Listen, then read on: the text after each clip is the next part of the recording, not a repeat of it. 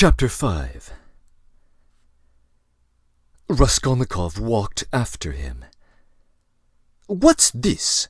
cried Svidrigailov, turning round. "I thought I said—" "It means that I am not going to lose sight of you now." "What?"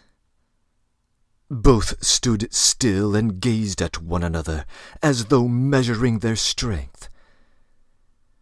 "From all your half-tipsy stories," Raskolnikov observed harshly, "I am convinced that you have not given up your designs on my sister, but are pursuing them more actively than ever. I have learnt that my sister received a letter this morning. You have hardly been able to sit still all this time. You may have unearthed a wife on the way, but that means nothing. I should like to make certain myself." Raskolnikov could hardly have said himself what he wanted and what he wished to make certain of. "My goodness, I'll call the police." "Call away." Again they stood for a minute facing each other. At last Svidrigailov's face changed. Having satisfied himself that Raskolnikov was not frightened at his threat, he assumed a mirthful and friendly air. "What a person! I purposely avoided referring to your affair, though I am devoured by curiosity. It's fantastic. I've put it off until another time, but you're enough to rouse the dead. Well, let us go, only I warn you beforehand I am only going home for a moment, to get some money. Then I shall lock up the apartment, take a cab, and go to spend the evening at the islands. Now, are you going to follow me?" "I'm coming to your house, not to see you, but Sofya Semyonovna, to say I'm sorry not to have been at the funeral." "That's as you like, but Sofya Semyonovna is not at home. She has taken the 3 children to an old lady of high rank, the patroness of some orphan asylums, whom I used to know years ago.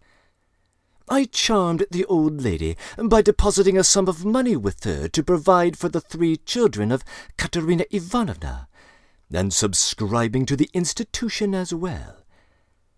I also told her the story of Sofya Semyonovna in full detail, suppressing nothing. It produced an indescribable effect on her. That's why Sofya Semyonovna has been invited to call today at the X Hotel, where the lady is staying for the time." "It doesn't matter. I'll come all the same." "As you like. It's nothing to me, but I won't come with you. Here we are at home. By the way, I am convinced that you regard me with suspicion just because I have shown such delicacy and have not troubled you with questions so far. You understand? It struck you as extraordinary. I don't mind betting it's that. Well, it teaches people to show delicacy. And to listen at doors." "Ah, that's it, is it?" laughed Svidrigailov. "Yes, I would have been surprised if you had let that pass after all that has happened. Though I did understand something of the pranks you had been up to and were telling Sofya Semyonovna about. What was the meaning of it? Perhaps I am quite behind the times and can't understand. For goodness sake, explain it, my dear boy. Expound the latest theories." "You couldn't have heard anything. You're making it all up." "But I'm not talking about that, though I did hear something. No, I'm talking of the way you keep sighing and groaning now. The Schiller in you was in revolt every moment, and now you tell me not to listen at doors. If that's how you feel, go and inform the police that you had this mischance. You made a little mistake in your theory. But if you are convinced that people shouldn't listen at doors, but that they may murder old women at their pleasure, you'd better hurry off to America. Run, young man. There may still be time. I'm being sincere. Haven't you got the money? I'll give you the fare." "I'm not thinking of that at all," Raskolnikov interrupted with disgust.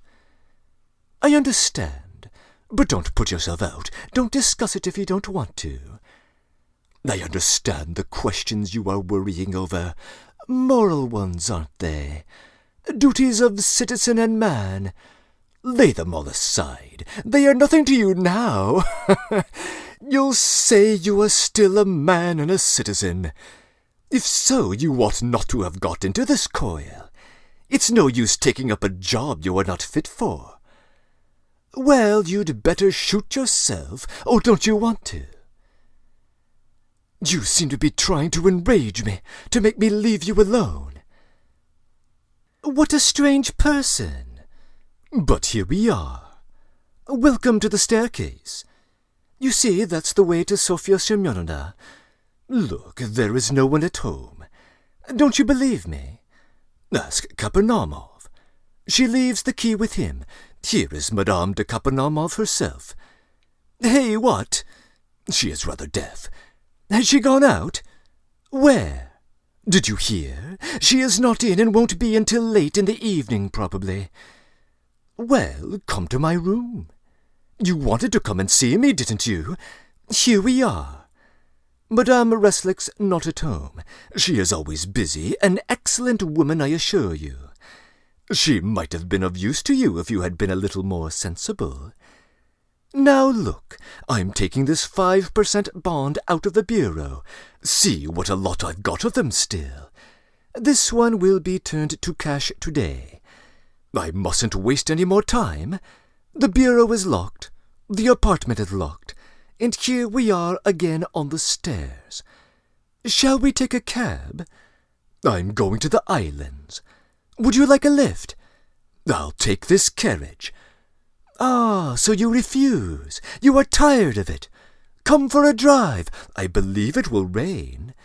Never mind, we'll put down the hood. Svidrigailov was already in the carriage. Raskolnikov decided that his suspicions were unjust, at least for the moment. Without answering a word, he turned and walked back towards the Haymarket. If he had only turned round on his way, he might have seen Svidrigailov get out, not even 100 paces away, dismiss the cab, and walk along the pavement. But he had turned the corner and could see nothing. Intense disgust drew him away from Svidrigailov. To think that I could for one instant have looked for help from that coarse brute, that depraved sensualist and blackguard, he cried. Raskolnikov's judgment was uttered too lightly and hastily. There was something about Svidrigailov which gave him a certain original, even a mysterious character. As concerned his sister, Raskolnikov was convinced that Svidrigailov would not leave her in peace. But it was too tiresome and unbearable to go on thinking and thinking about this. When he was alone, he had not gone 20 paces before he sank as usual into deep thought. On the bridge he stood by the railing and began gazing at the water. And his sister was standing close by him. He met her at the entrance to the bridge, but passed by without seeing her. Dunya had never met him like this in the street before, and was struck with dismay. She stood still, and did not know whether to call to him or not. Suddenly she saw Svidrigailov coming quickly from the direction of the Haymarket. He seemed to be approaching cautiously. He did not go on to the bridge, but stood aside on the pavement, doing all he could to avoid Raskolnikov seeing him. He had been observing Dunya for some time, and had been making signs to her. She thought he was signaling to beg her not to speak to her brother, but to come towards him. That was what Dunya did.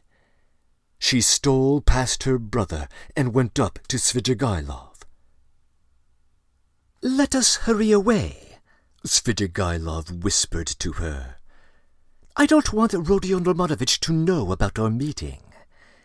I must tell you I've been sitting with him in the restaurant close by, where he looked me up, and I had great difficulty in getting rid of him. He has somehow heard of my letter to you and suspects something. It wasn't you who told him, of course, but if not you, who then?" "Well, we've turned the corner now," Dunya interrupted, "and my brother won't see us. I should tell you now that I am going no further with you. Speak to me here. You can tell me everything in the street." "In the first place, I can't say it in the street. Secondly, you must hear Sofya Semyonovna too. And thirdly, I will show you some papers. Oh, well, if you won't agree to come with me, I shall refuse to give any explanation and go away at once. But I beg you not to forget that a very curious secret of your beloved brother's is entirely in my keeping." Dunya stood still, hesitating, and looked at Svidrigailov with searching eyes. "What are you afraid of?" he observed quietly. "The town is not the country, and even in the country you did me more harm than I did you." "Have you prepared Sofya Semyonovna?" "No, I have not said a word to her, and I am not quite certain whether she is at home now. But most likely she is. She has buried her stepmother today. She is not likely to go out visiting people on a day like that. For the time being, I don't want to speak to anyone about it, and I half regret having spoken to you. The slightest indiscretion is as bad as betrayal in a thing like this. I live there in that house. We are coming to it. That's the porter of our house. He knows me very well. You see, he's bowing. He sees I'm coming with a lady, and no doubt he has noticed your face already, and you will be glad of that if you are afraid of me and suspicious. Excuse the fact that I'm putting things so coarsely. I haven't got an apartment to myself. Sofya Semyonovna's room is next to mine. She lodges in the next apartment. The whole floor is let out to tenants.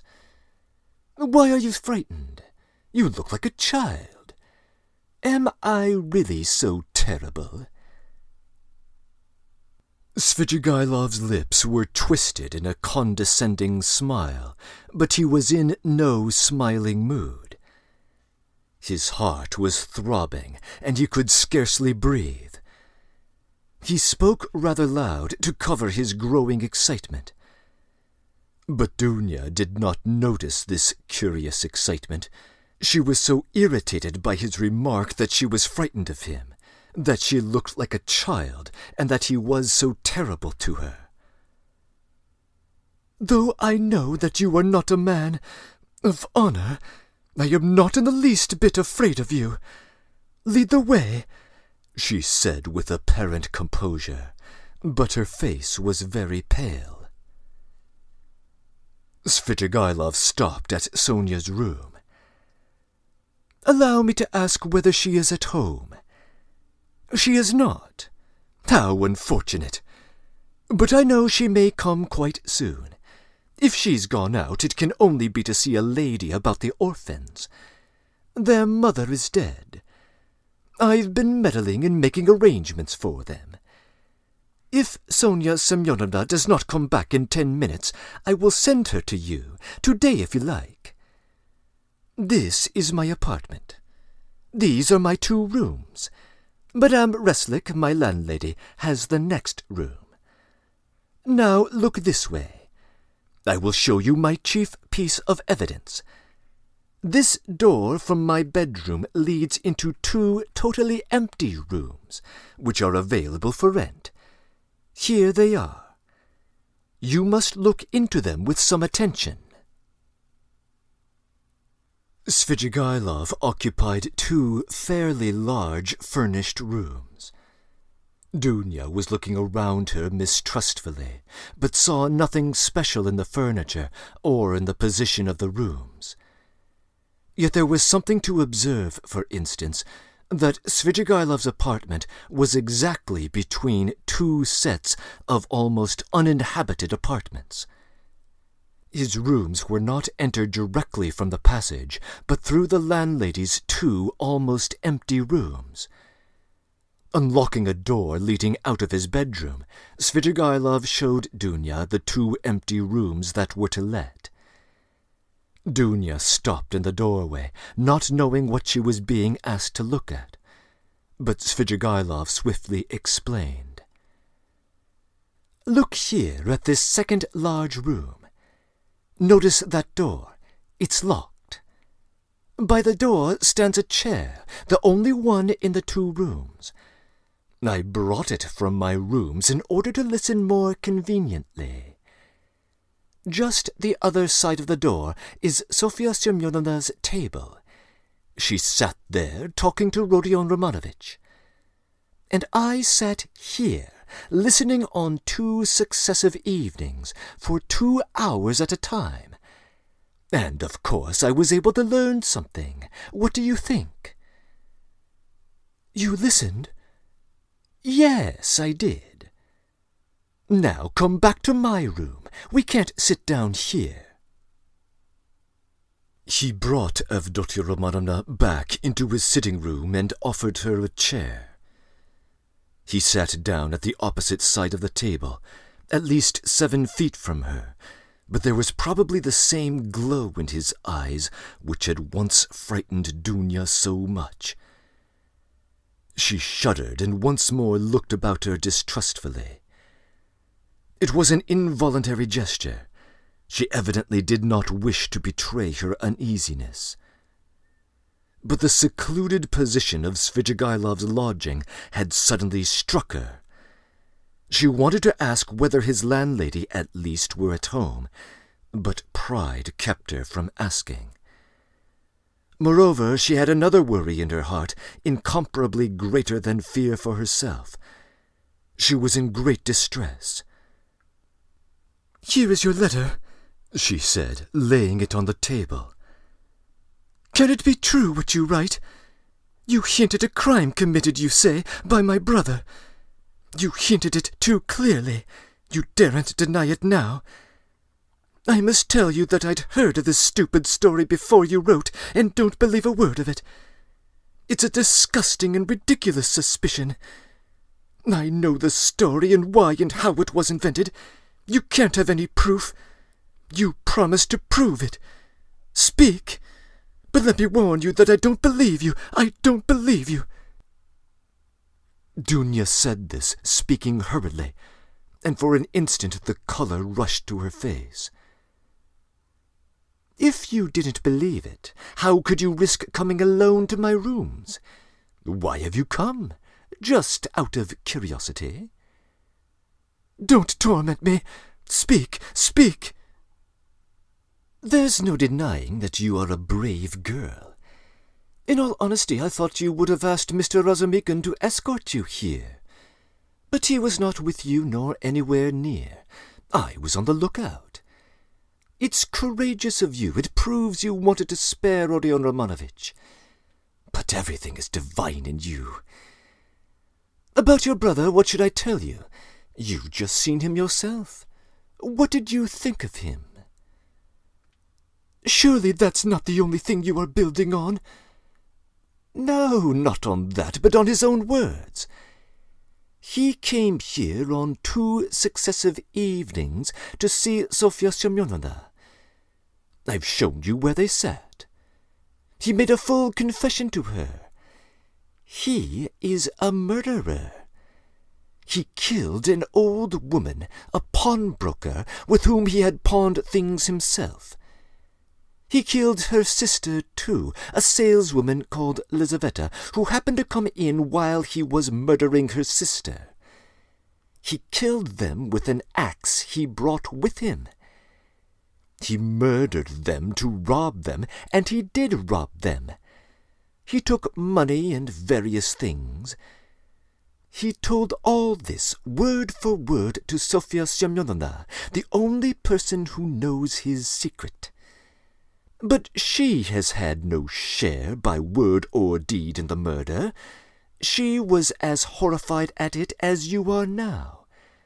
Don't be anxious, she won't betray him." "It cannot be," muttered Dunya with white lips. She gasped for breath. "It cannot be. There was not the slightest cause, no sort of ground. It's a lie, a lie."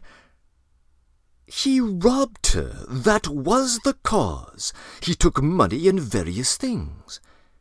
It's true that by his own admission he made no use of the money or the things, and hid them under a stone where they are now.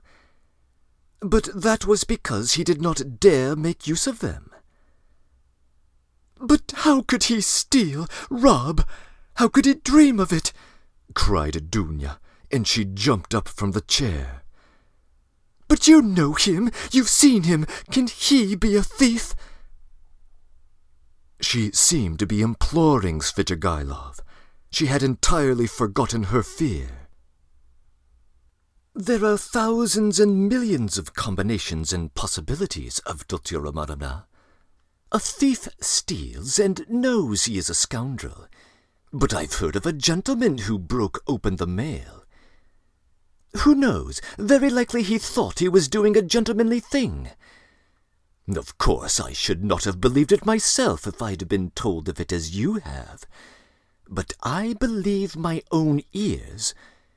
He explained all the causes of it to Sofya Semyonovna too, but she did not believe her ears at first. Yet she believed her own eyes at last."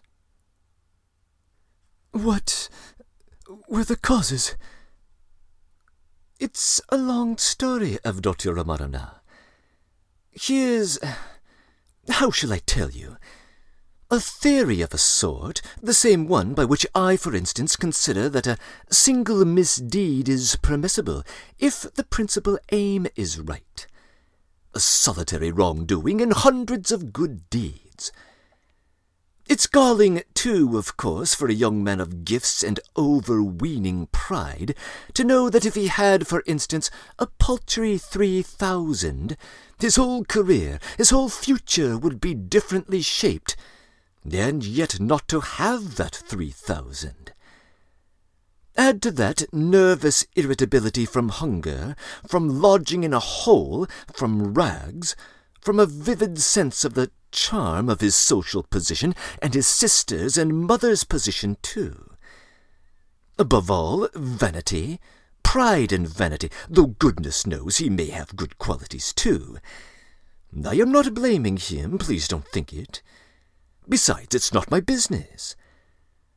A special little theory came in too, a theory of a sort, dividing mankind, you see, into material and superior people. That is, people to whom the law does not apply owing to their superiority, who make laws for the rest of mankind, the material, that is. It's all right as a theory, une théorie comme une autre. Napoleon attracted him tremendously. That is, what affected him was that a great many men of genius have not hesitated at wrongdoing, but have overstepped the law without thinking about it. He seems to have fancied that he was a genius too. That is, he was convinced of it for a time. He has suffered a great deal, and is still suffering from the idea that he could make a theory, but was incapable of boldly overstepping the law, and so he is not a man of genius. And that's humiliating for a young man of any pride, in our day especially. But remorse? You deny him any moral feeling, then? Is he like that? Ah, Avdotya Romanovna, everything is in a muddle now. Not that it was ever in very good order. Russians in general are broad in their ideas, Avdotya Romanovna, broad like their land, and extremely disposed to the fantastic, the chaotic. But it's a misfortune to be broad without a special genius. Do you remember what a lot of talk we had together on this subject, sitting in the evenings on the terrace after supper? Why, you used to reproach me with breadth. Who knows, perhaps we were talking at the very time when he was lying here thinking over his plan. There are no sacred traditions amongst us, especially in the educated class, Avdotya Romanovna. At best, someone will make them up somehow for himself from books or from some old chronicle. But those are for the most part the learned, and all of them are old, so that it would be almost ill-bred in a man of society. You know my opinions in general, though. I never blame anyone. I do nothing at all. I persevere in that. But we've talked of this more than once before. I was so happy indeed as to interest you in my opinions. You are very pale, Avdotya Romanovna. I know his theory. I read that article of his about men for whom everything is permissible. Razumikin brought it to me. Mr. Razumikin, your brother's article in a magazine. Is there such an article? I didn't know. It must be interesting. But where are you going, Avdotya Romanovna? I want to see Sofya Semyonovna, Dunya articulated faintly. How can I see her? Maybe she has come back. I must see her at once. Perhaps she... Avdotya Romanovna could not finish. Her breath literally failed her. Sofya Semyonovna will not be back until nightfall. At least, I believe not. She was going to come back at once, but if not, then she will not be in until pretty late. Oh, then you were lying. I see. You were lying all the time. I don't believe you, cried Dunya, completely losing her head. Almost fainting, she sank onto a chair which Svidrigailov hastily gave her. Avdotya Romanovna, what is it? Control yourself. Here is some water. Drink a little. He sprinkled some water over her. Dunya shuddered and came to herself.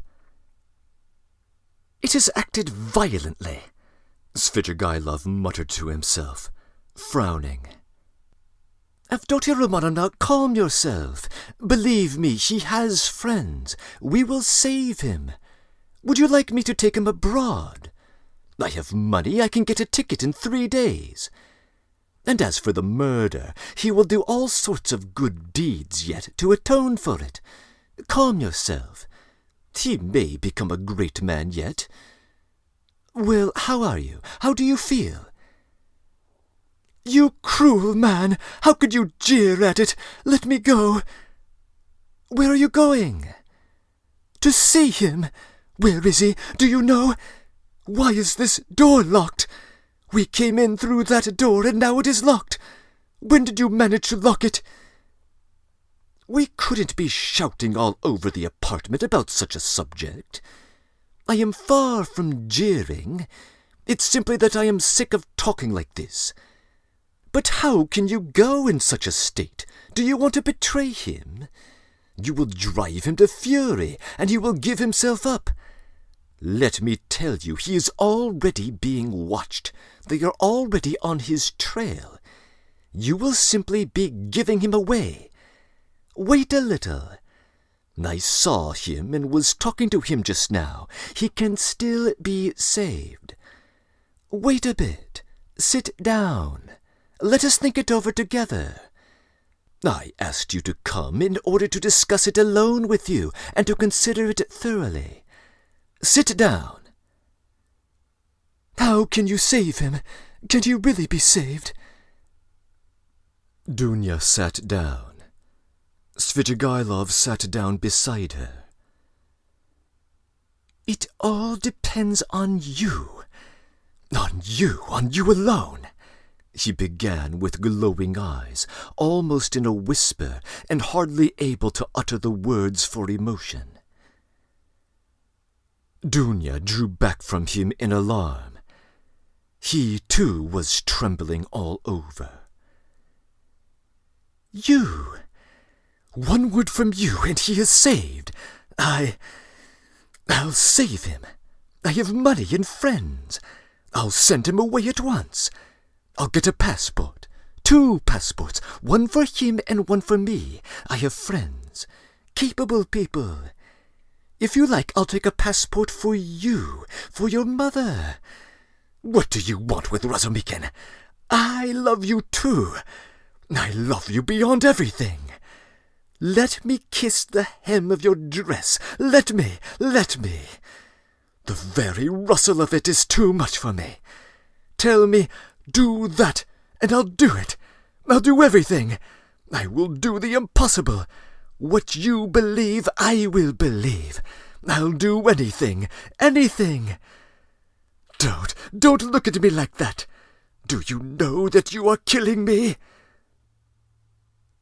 He was almost beginning to rave. Something seemed suddenly to go to his head. Dunya jumped up and rushed to the door. Open it! She called, shaking the door. "Open it! Is there no one there?" Svidrigailov got up and regained his composure. His still trembling lips slowly broke into an angry, mocking smile. "There is no one at home," he said quietly and emphatically. "The landlady has gone out, and it's a waste of time to shout like that. You are only exciting yourself uselessly." "Where is the key? Open the door at once, spaceman!" "I have lost the key and cannot find it." "This is an outrage!" cried Dunya, turning pale as death. She rushed to the furthest corner, where she hurriedly barricaded herself with a little table. She did not scream, but fixed her eyes on her tormentor and watched every movement he made. Svidrigailov remained standing at the other end of the room facing her. He really was composed, at least in appearance, but his face was pale as before. The mocking smile did not leave his face. "You spoke of outrage just now, Avdotya Romanovna. In that case, you may be sure I've taken measures. Sofya Semyonovna is not at home. The Kapernamovs are far away. There are 5 locked rooms between.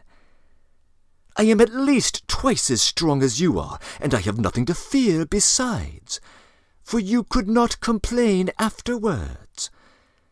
You surely would not be willing actually to betray your brother? Besides, no one would believe you. Why would a girl have come alone to visit a solitary man in his lodgings? So that even if you do sacrifice your brother, you could prove nothing. It is very difficult to prove an assault, Avdotya Romanovna." "Scoundrel!" whispered Dunya indignantly. "As you like, but observe I am only speaking by way of a general proposition. It's my personal conviction that you are perfectly right.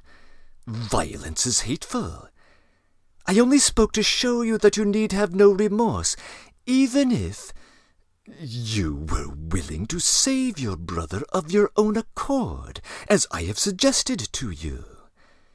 You would be simply submitting to circumstances, to violence, in fact, if we must use that word. Think about it. Your brother's and your mother's fate are in your hands. I will be your slave all my life. I will wait here." Svidrigailov sat down on the sofa about 8 steps from Dunya. She had not the slightest doubt now of his unbending determination. Besides, she knew him. Suddenly she pulled out of her pocket a revolver, cocked it, and laid it in her hand on the table. Svidrigailov jumped up. "Aha, so that's it, is it?" he cried, surprised but smiling maliciously. "Well, that completely alters the way we look at things. You've made things much easier for me, Avdotya Romanovna. But where did you get the revolver? Was it Mr. Razumikin? Why, it's my revolver, an old friend, and how I've hunted for it. The shooting lessons I've given you in the country have not been thrown away." "It's not your revolver. It belonged to Marfa Petrovna, whom you killed, wretch. There was nothing of yours in her house. I took it when I began to suspect what you were capable of. If you dare to advance one step, I swear I'll kill you." She was frantic. "But your brother? I ask out of curiosity," said Svidrigailov, still standing where he was. "Inform on him if you want to. Don't move. Don't come closer. I'll shoot. You poisoned your wife, I know. You were a murderer yourself." She held the revolver ready. "Are you so positive I poisoned Marfa Petrovna?" "You did. You hinted it yourself. You spoke to me about poison. I know you went to get it. You had it ready. It was your doing. It must have been your doing.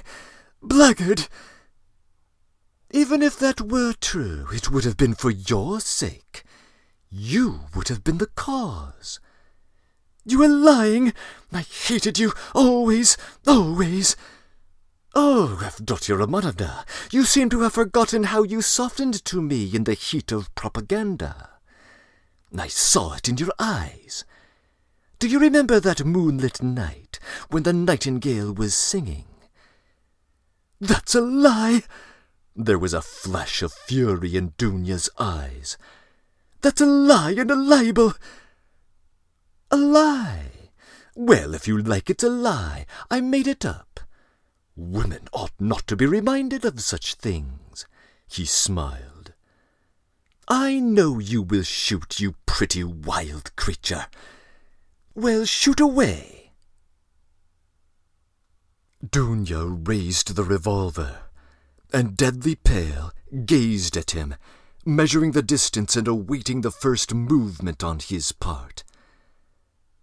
Her lower lip was white and quivering, and her big black eyes flashed like fire. He had never seen her so beautiful. The fire glowing in her eyes at the moment she raised the revolver seemed to kindle him, and there was a pang of anguish in his heart.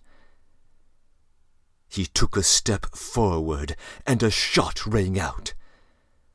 The bullet grazed his hair and flew into the wall behind. He stood still and laughed softly. "The wasp has stung me. She aimed straight at my head. What's this? Blood?" He pulled out his handkerchief to wipe the blood, which flowed in a thin stream down his right temple. The bullet seemed to have just grazed the skin. Dunya lowered the revolver and looked at Svidrigailov not so much in terror as in a sort of wild amazement. She seemed not to understand what she was doing and what was going on. "Well, you missed. Fire again, I'll wait," said Svidrigailov softly, still smiling, but gloomily. "If you go on like that, I shall have time to seize you before you cock again." Dunya started, quickly cocked the pistol, and again raised it. "Let me be," she cried in despair. I swear I'll shoot again. I'll kill you." "Well, at 3 paces you could hardly help it. But if you don't, then—" His eyes flashed, and he took 2 steps forward. Dunya shot again. It misfired. "You haven't loaded it properly. Never mind, you have another bullet there. Get it ready. I'll wait." He stood facing her, 2 paces away, waiting and gazing at her with wild determination, with feverishly passionate, stubborn, set eyes. Dunya saw that he would sooner die than let her go. And now, of course, she would kill him at 2 paces. Suddenly she flung away the revolver. "She's dropped it," said Svidrigailov with surprise, and he drew a deep breath. A weight seemed to have rolled from his heart. Perhaps not only the fear of death. Indeed, he may scarcely have felt it at that moment. It was the deliverance from another feeling, darker and more bitter, which he could not himself have defined.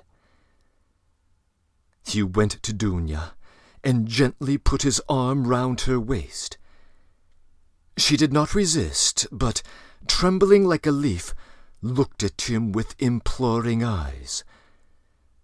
He tried to say something, but his lips moved without being able to utter a sound. "Let me go," Dunya implored.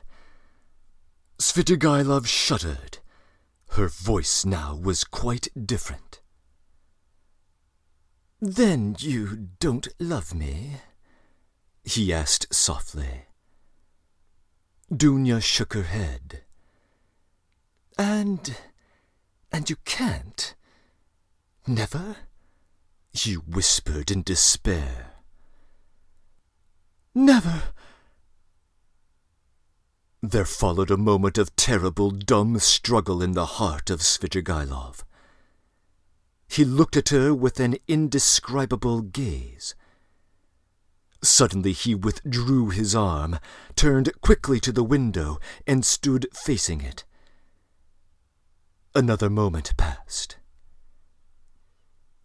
"Here's the key."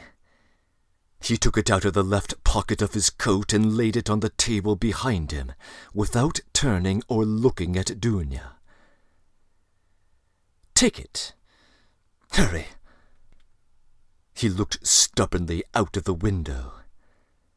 Dunya went up to the table to take the key. "Hurry! Hurry!" repeated Svidrigailov, still without turning or moving. But there seemed a terrible significance in the tone of that hurry. Dunya understood it, snatched up the key, flew to the door, unlocked it quickly, and rushed out of the room. A minute later, beside herself, she ran out onto the canal bank in the direction of X Bridge. Svidrigailov spent 3 minutes standing at the window. At last he slowly turned, looked about him, and passed his hand over his forehead. A strange smile contorted his face, a pitiful, sad, weak smile, a smile of despair.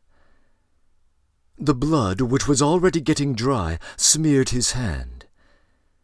He looked angrily at it, then wetted a towel and washed his temple. The revolver, which Dunya had flung away, lay near the door, and suddenly caught his eye. He picked it up and examined it. It was a little pocket 3-barrel revolver of old-fashioned construction. There were still 2 charges and 1 capsule left in it. It could be fired again. He thought a little, put the revolver in his pocket, took his hat and went out.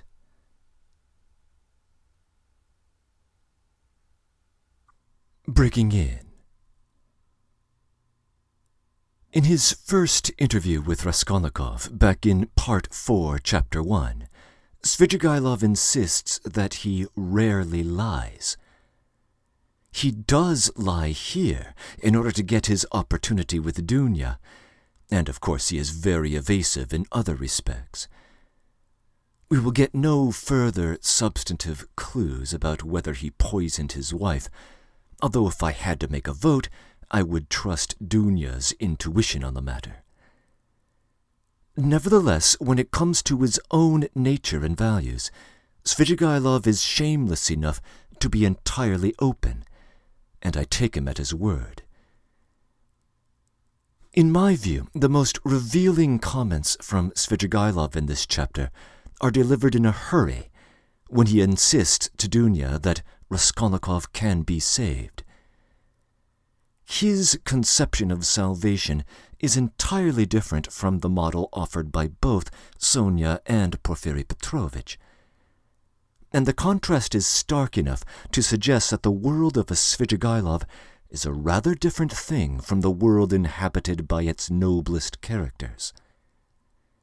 For him, Raskolnikov can be saved by escaping the legal authorities, running away to some foreign country, becoming an accomplished man, and perhaps atoning for his bad behavior by good deeds. Perhaps this may be part of what he had in mind when, early in this chapter, he sarcastically suggests to Raskolnikov that he run away to America. Of course, he also flippantly recommends suicide in the next breath.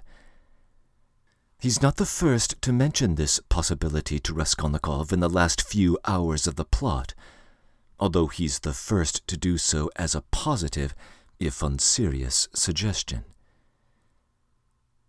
End of comments.